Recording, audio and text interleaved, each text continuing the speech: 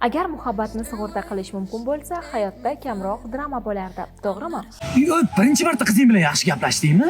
Endi bilasanmi, biz kelishib oldik. U meni asabimga tegmaslikka, men unga baqirmaslikka va'da berdim. Nima dedi? Boteks qildiribdi.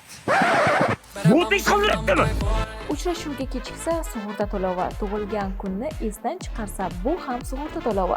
Men yozgan xabarni ko'rib ham javob bermadi holati uchun alohida to'lov. Siz shunchaki do'stimsiz desa zarar to'liq qoplanadi. Telefon qilgan paytingda qizilni bosdimmi? Demak bandman. O'zim telefon qilaman.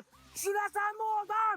Afsuski, sevgi sug'urtasi hali ixtiro qilinmagan, ammo muhabbat ilhomlantirgan narsalarni sug'urta qilish mumkin. Siz sovg'a qilgan mashina, birlikda olgan uy yoki romantik safarga chiqqan sayohat chiptalari. Hayotda muhabbat qalbni himoya qiladi, sug'urta esa siz qadrlagan narsalarni. Chunki haqiqiy muhabbat ishonch demak. Ishonch esa har doim kafolat bilan mustahkamlanadi.